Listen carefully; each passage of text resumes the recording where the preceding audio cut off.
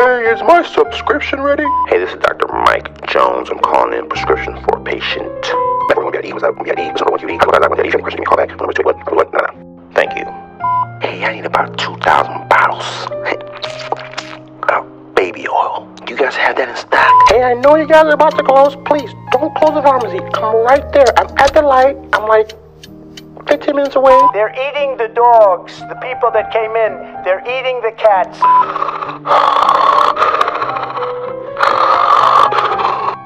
They're eating the pets of the people that live there. I'm almost there. I'm like 2 minutes away. I'm like 1 minute away. I'm 30 seconds away. Just don't close the pharmacy. I'm almost there. Because I can't stop. And I won't stop. Looks like I'm not going to make it today. I'll try again tomorrow. Main menu. To listen to your messages, press 1.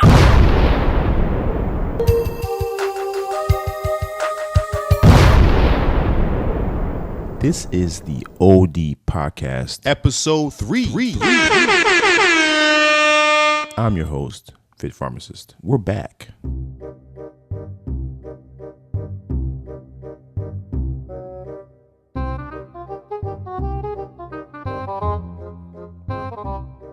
Episode 3. Thank you for joining us today. Today we have a special guest, Omosede Aransai. Same last name because she's my sister, actually. So she's also an attorney at law. His favorite sister. She practiced, okay, whatever, bro. Practice in Houston, Texas at a law firm, OVO, Aransai and Associates. No relation to Drake and those accusations. So go ahead and introduce yourself however you want to be introduced, and just go over and do what you got to do. OVO Aransai and Associates, PLLC. My law firm, we help and specialize in criminal law, family law, personal injury, auto accidents, work injury, slip and falls, and immigration. Family law too, so divorces if you need one. Wow. So if you need any of those services, go ahead and hit her up. I will put the all the contacts in the description. So if I slip and fall in like a big, it's like a big chain, and you could get me like $10 million easily. Hands on your injury, sir. Okay, cool. This episode is brought to you by nobody. Hold up. We got a sponsor, y'all. Lego. This episode of OD Podcast is brought to you by Levity. Safely access GLP-1s and save 80% of the cost. Remember to use our discount code ODPOD50 to get your first order for $175, usually a $225 value. Transform your life with Levity. In OD Podcast, we like to have guests on our show with all walks of life. And this is one walk of life that we want to talk about drugs and how it pertains to law and legal activities, and how you can avoid some legal drama or avoid legal troubles in your life. So I get this question a lot, especially as a pharmacist, counseling patients on prescription drugs, control medications that cause sedation, patients that accidentally overdose on medication while also behind the wheel driving. What is the difference between DUI and DWI? Well, a DWI pertains to individuals who are 21 and above who have been arrested and charged with driving while intoxicated. DUI is for individuals under the age of 21 who were also charged or arrested for that. So it's particularly based on your age. So if someone got a prescription drug from the pharmacy, let's say they had Norcos or something, what would that fall under? Well, if you have it in your system, that's different. You have to have had possession of the actual drug. So let's say you had someone else's prescription and then you were driving and then you were under the influence. So you would still be charged with DWI because it's still an intoxication. So it's still a controlled substance. If you're found with possession of a controlled substance, that's a felony. Then you'll be charged with, possession of a controlled substance. And that's a completely different case. So it's not going to be based on what's in your system. It's going to be based on the fact that you have possession of the actual drug, especially if it's a drug that's not your prescription or a drug that you bought off the street. So I practice law in Texas. So that means I'm licensed specifically only in Texas. So that means that my practice only intakes Texas law. So since we're in the field of discussion talking about criminal law, pertaining to drinking and drug offenses, our laws are completely different from other state laws. Mississippi, Alabama, New York, they all have different implementations of their laws. What is considered Class B, what is considered Class A, what is considered a felony. So there's different, levels to it when it comes to how laws are implemented in different states. Just for my listeners, just make sure if you do have any legal troubles, always get legal advice from a licensed attorney in your state. Everything that we're talking about in this discussion is based on Texas law. Just to preference this conversation. If I were to give someone a prescription drug, let's say they were taking Norcos or something, and they're driving crazy. If it's not their prescription, then they could be charged with possession, correct? Correct. Any possession of drugs in Texas, at least the least serious offense is a state jail felony. So that can result in over 180 days to almost 2 years in state jail facilities here in Texas. So any possession of drugs, depending on the ounce amount or the size amount, majority of the time it is a felony in the state of Texas. So you're not going to get charged for taking a medication that was prescribed to you because, you're a pharmacist, you know what happens with your body. But if you have possession of a drug that does not belong to you or you bought off the streets and you're stopped by a police officer with probable cause and they find it on you, or you admit that you have it and it doesn't belong to you, you're going to jail that night. Pro tip, do not take prescription drugs if it was not written for you. This can cause a lot of legal problems. We always counsel patients, if you're taking an opioid or a sedating medication, use caution if you're going to drive. I advise patients to not drive if they're going to be under any type of sedating prescription medication. You know your body. If you're not able to function and drive, I advise you not to do that. So if a patient was driving under the influence, if that's correct, with a prescription drug that is theirs, would they be in trouble for that? Assuming if they're like swerving and, driving crazy. That's a good question. But what I do know about those specifically is if you cause harm while being under the influence of the drugs that were prescribed to you and you took them recklessly and you endangered somebody, that's when it becomes a criminal matter and you can go after that person civilly and criminally. So that also kind of goes back to my personal injury background. So I think that mostly depends on whether you actually cause harm to somebody. Because if you're taking your prescriptions correctly and it just happens to affect you, you can't be criminalized for that. Okay, it only becomes an issue when you're taking it incorrectly and you're not doing it on the advisory of your doctor. I have patients that are on chronic opioid medications, and a lot of them, they can function with the medication, but there's always the opioid naive patients that are just starting a prescription drug. They're not sure how their body will react to the medication. So I always tell them, just kind of see how your body, take it during the day first, see how your body reacts to it, and see if you're able to function or drive with the medication in your system. We don't want anybody to get into accidents. A lot of things are avoidable. I remember Tiger Woods had an incident when I think he crashed into a tree or something. He said he was under the influence of a pain medication or something like that. So I don't remember him being criminalized for that. He wasn't. Yeah. Okay. Yeah. I don't think he hurt anybody. It was just himself that he crashed into a tree or something. So, but he did say that he was under the influence. He was taking his pain medications for his back. Now, if he had injured somebody while taking it incorrectly, as we stated earlier, then, we're looking at his car insurance and see what he has to, or not just his car insurance. Tiger Woods isn't he a billionaire? They're coming after him personally. And Big question. Drop the bomb, guys. Number one, I don't advise anybody to drink and drive. Please do not drink and drive. You shouldn't be drinking and driving.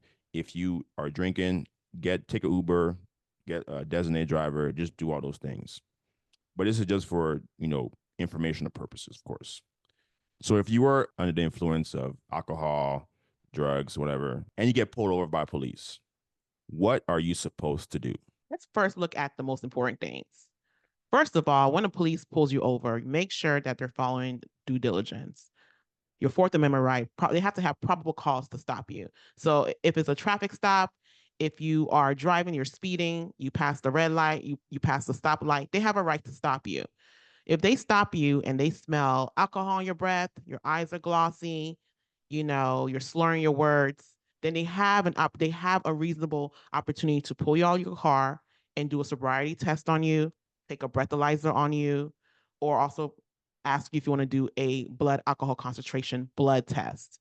You have a right to say, no, I don't want to do any of those things. You have a right to say that. However, a police officer will get a blood search warrant on you. They will get a blood alcohol content search warrant on you to determine whether you are intoxicated. And the Texas intoxicated level is 0.08%.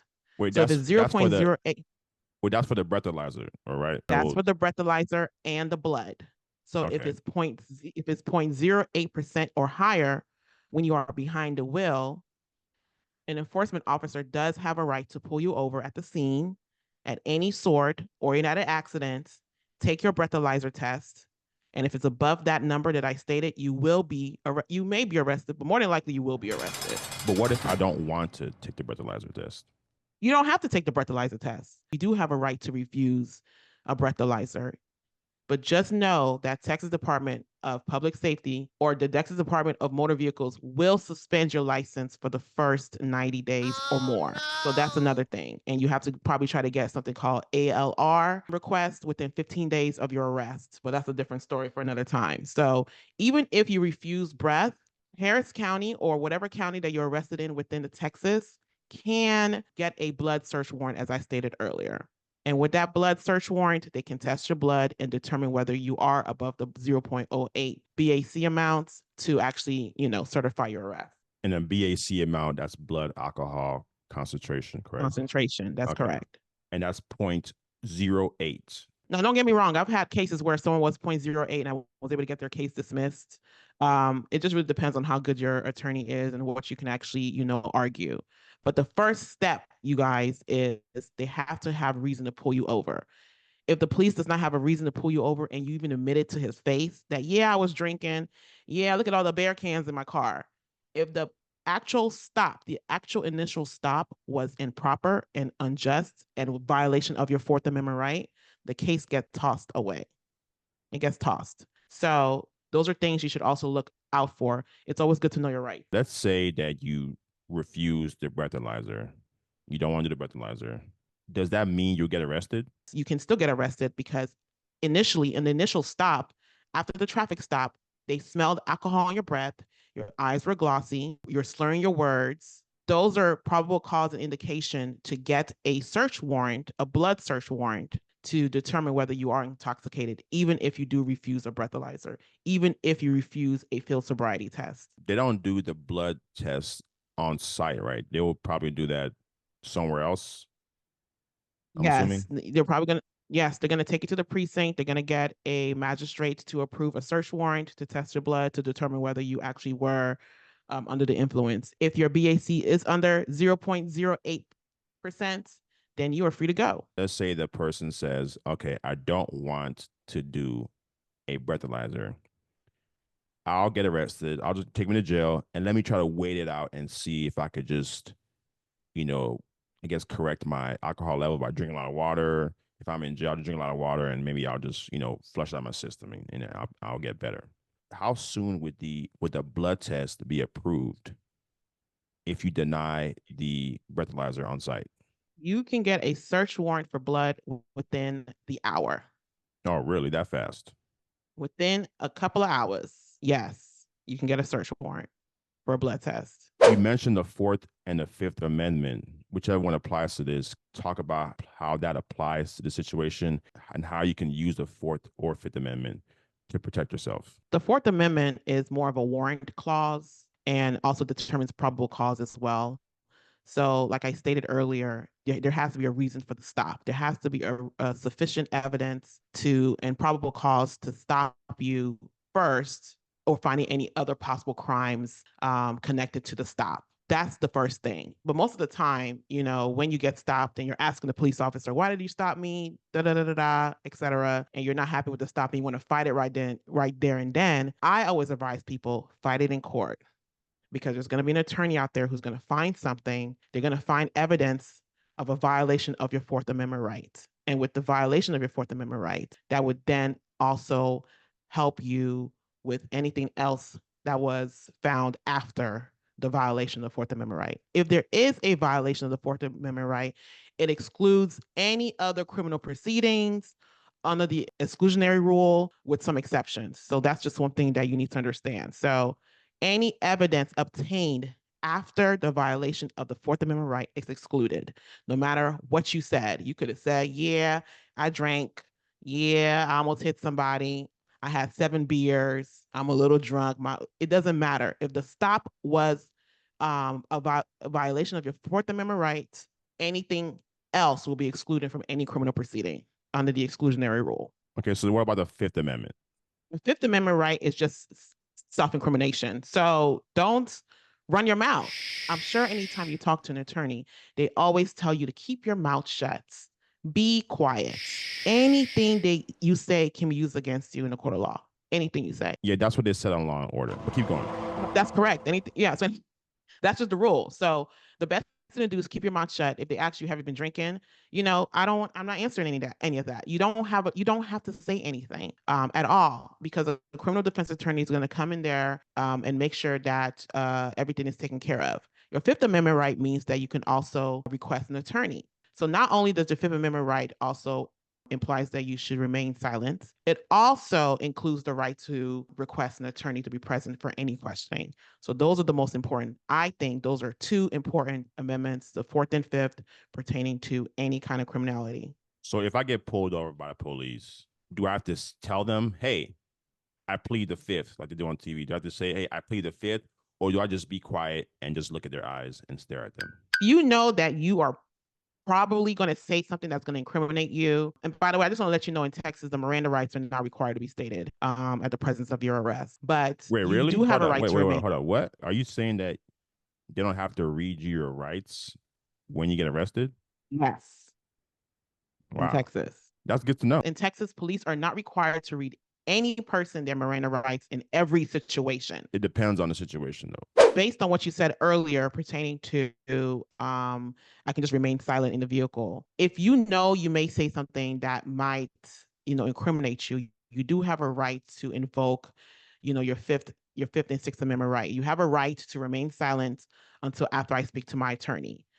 And you have to remain silent. Now, if you start initiating a conversation again with the police officer or initiating a conversation with the investigator, you have now terminated that Fifth Amendment right to remain silent, because you have now initiated a conversation that might actually incriminate you. So your Fifth Amendment right doesn't just stop once you say, I'm pleading Fifth, or I'm not going to say anything, I'm going to be quiet. You have to remain silent. And then you also have to say, I would like to speak to my attorney. I would like a court-appointed attorney to represent me. After that, that's when the police or the investigator has to stop all questioning. But if you just say, I plead the Fifth, I don't want to say anything anymore, and then the cops went away and they came back and brought you some soda, and you say, you know what, I want to say something, that goes away as soon as you open your mouth again and initiate the conversation. Initiate confession. That goes away. Wow. That's very important stuff. I feel like a lot of people don't know that. Back to the breathalyzer conversation. If you don't know, there are some false positives associated with taking a breathalyzer. Things like cough and cold medications like NyQuil, Vicks, things containing alcohol like mouthwashes, oral gels, Correct. Even like antihistamines, antidepressants, cough suppressants. Those things can bring up false positive results on a breathalyzer. You would have to have high amounts of this for you to have a 0.08 blood alcohol level. I've had clients who are on bond, and when you're on bond while your case is still pending, you have to not drink alcohol. Sometimes you have to have an interlock on your vehicle, or you have to carry around a breathalyzer that randomly you have to blow into to determine that you're not drinking during your bond. Now, I've had clients who will go up to 0.01 or 0.02, maybe because they use Listerine. But if it's going to 0.04, 0.05, that's when you're violating your bond.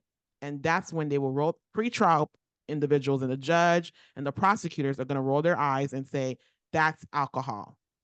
That's not a cough drop. That's not Listerine. No one is gulping down Listerine and drinking it on that level. So, it really just depends on your on your lawyer as well, and how they're also able to defend you. And then side note, guys, please don't drink Listerine. Listerine's a mouthwash. Please don't. You rinse it and gargle and spit. You don't drink Listerine or any other of these mouthwashes. The more you know. In regards to all these OTC medications, always take them as needed. Don't OD on these medications. I know this is called OD podcast, but we don't want you to OD on these medications. Okay, guys?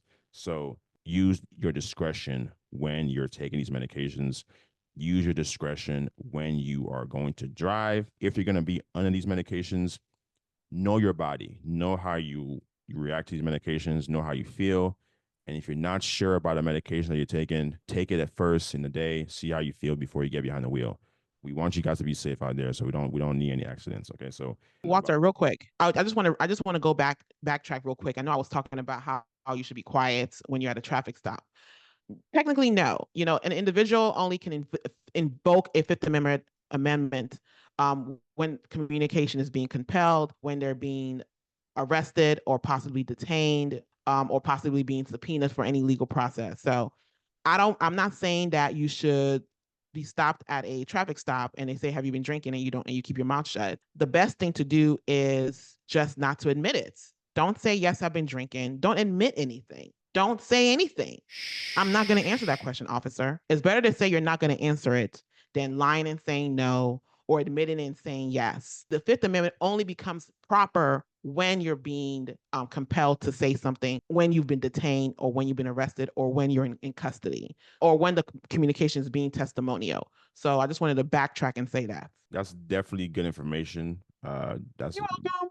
We were talking about the breathalyzer with the false positives. If it's a false positive, they will also do a blood test to check for alcohol levels to confirm their breathalyzer. Sometimes there's both. Sometimes there is not both. Sometimes the breathalyzer is sufficient enough, or according to the prosecution, it's sufficient enough for arrest.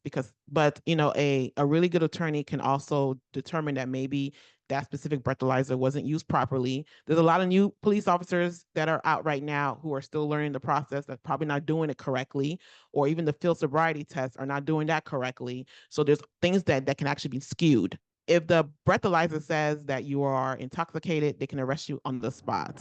But some police officers will also get a blood test as well. If you consent to a blood test, great. If you don't, they can always get a search warrant to get a blood test as well. Great. That's great information. Thank you for letting us know that. If you do have any legal troubles, always consult with a licensed attorney. Okay, sister. If you have anything else you want to say, sign us out.